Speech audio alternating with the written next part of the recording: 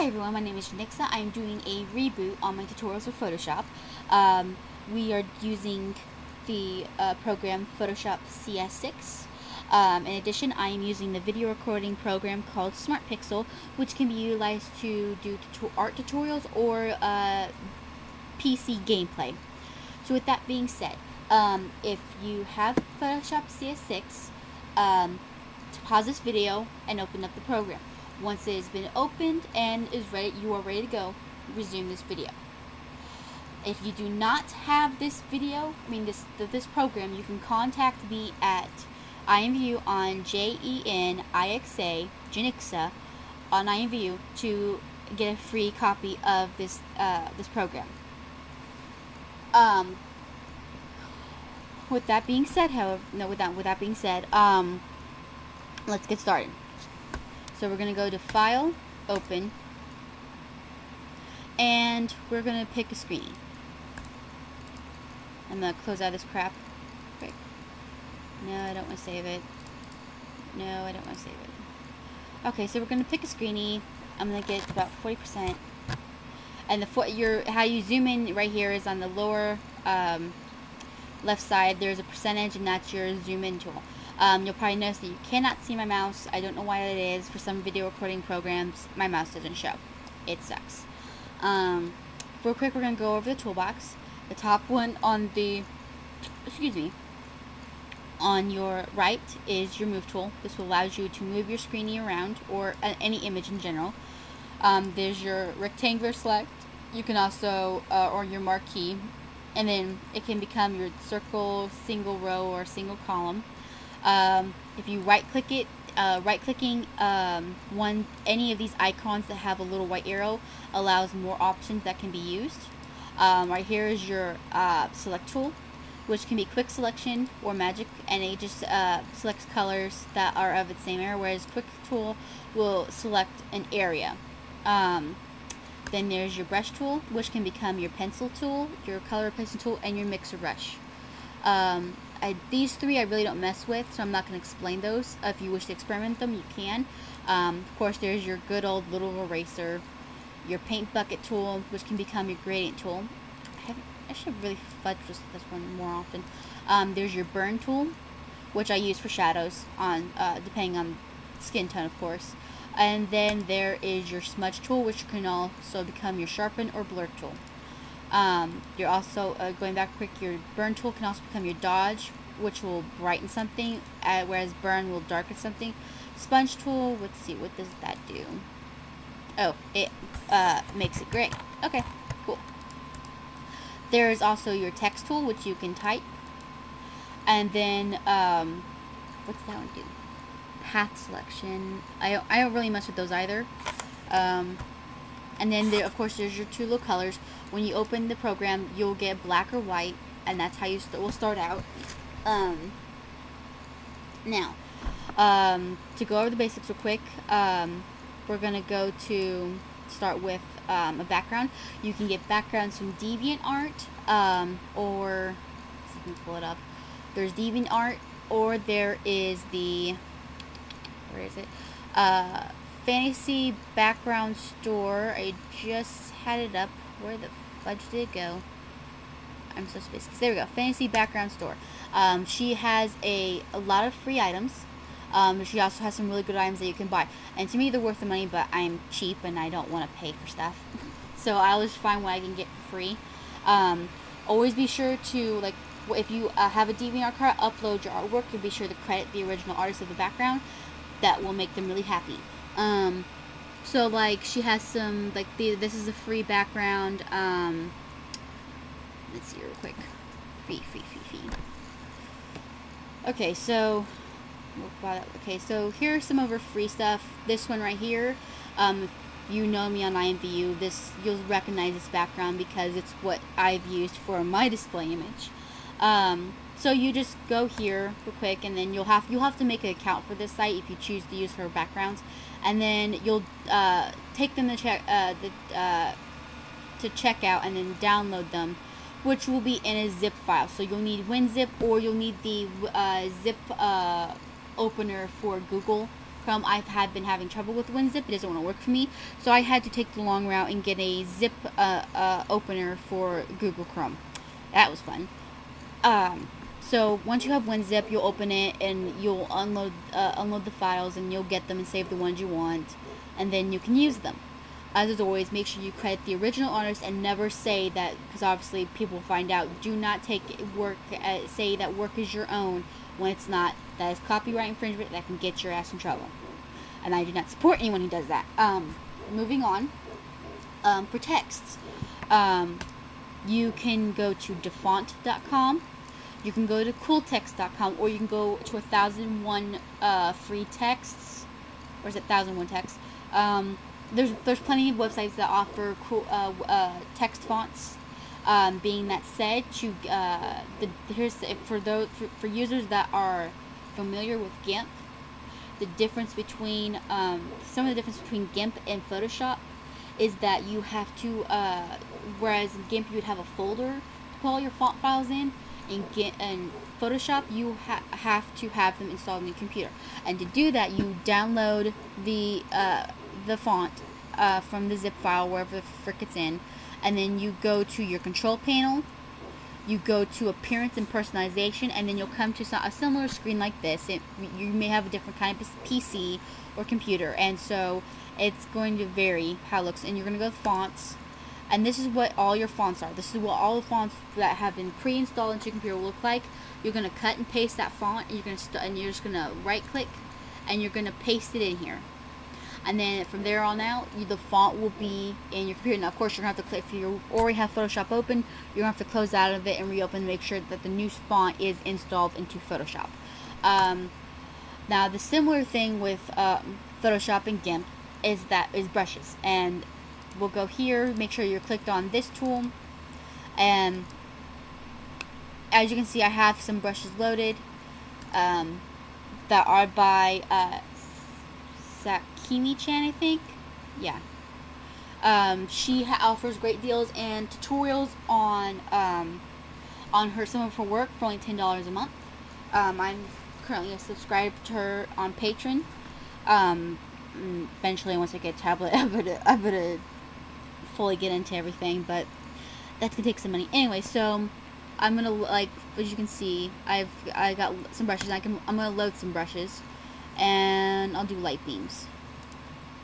Now, quick, as you notice that all my files end files end with .abr, and that's basically what a brush file is. It's called an ABR file, and so no matter whether you get using GIMP or using Photoshop, it's not going to matter. It's going to be the same file type. You can use it in both programs. GIMP, you may have a problem with finding it. You're going to have to find your GIMP folder, and you can do this by going to folder, find GIMP. It may be for recent users, it's going to be in the folder GIMP 2.8, or whatever the newest version is. Because from when I last used it, it was GIMP 2.8, and you're going to probably have to dig through your folders, and you're going to have to find the one that's for brushes, and because it'll be named brushes, and from there you're going to open it, and you're going to find all your brushes in here. And I named mine ABR files, and I just moved those brushes into a separate area on my computer to access it easily, so I can put new brushes in there, and maybe if I have to delete old ones. And so that's where all my brushes are. So from here, you click on your brushes that you have, whatever you have, and you're gonna load. And from there, as you can see, it just added my brushes. And then I'm just gonna experiment real quick to show you what they do. Real quick, as you can see, there's a sizing tool right here that tells you how big or how small you may want your light fixture to be, or your whatever brush you're using. So I'm gonna do this to yellow, maybe gold. Make this a little bit lighter. I'm gonna zoom out real quick, and I'm gonna make my brush a little bit bigger. I'm gonna add a new layer real quick, and I'll point out how I just did that in a moment.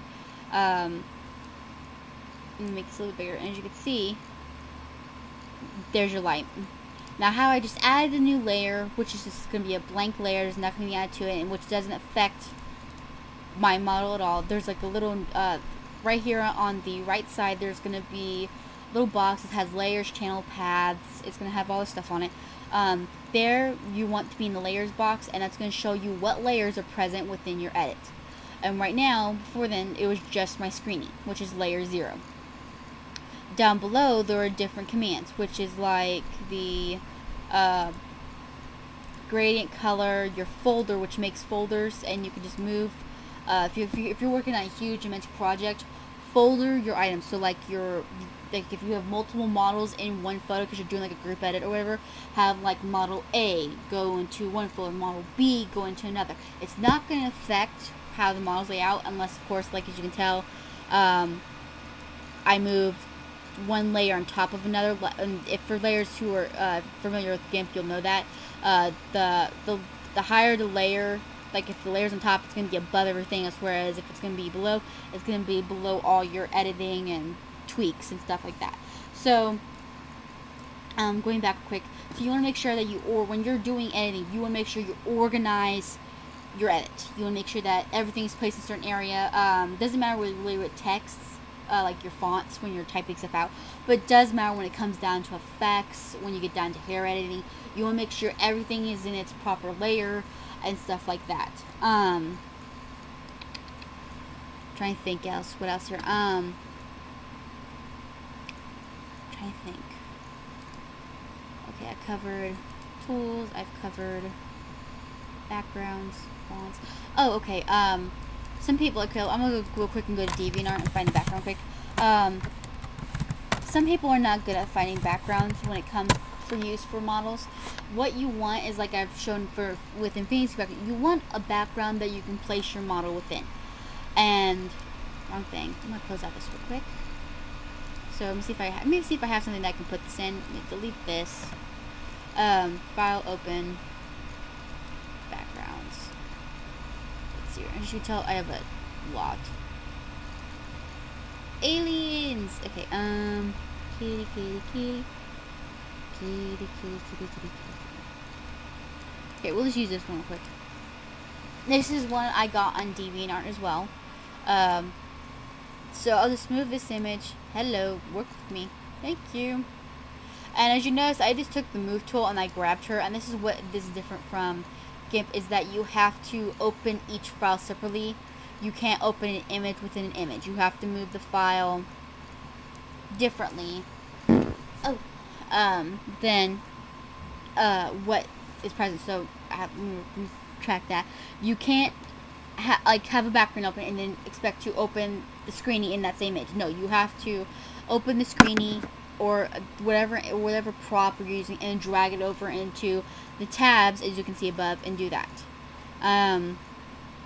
So as you can see, I have my model placed. I'll probably tweak with this later. As you notice, probably see these points that are around my model. Those are the transform controls, and those are how you use to properly resize your model in Photoshop. And you can do that by just like grabbing it and controlling it. Now, if you want her to stay in proportion, there is a chain link up here, and it will keep her locked into her proportions that she originally was in, and make sure that everything maps out right. Now then, what some of you may not know is, like, when you open this, these points may not be there, and to get them to show up, you go to show transform controls, and as you can see, they're not going to show up unless you click it. And with having them clicked allows you to resize her or him, depending on that. Trying to think what else. Whee, quack shot. Okay. There's various effects like filters. Filters is going to have your blur, your distort, your sharpen, and various other tools. Your image tool is going to be adjustments, like is going to have like all your brightness, your contrast, your hue and saturation, and various other effects.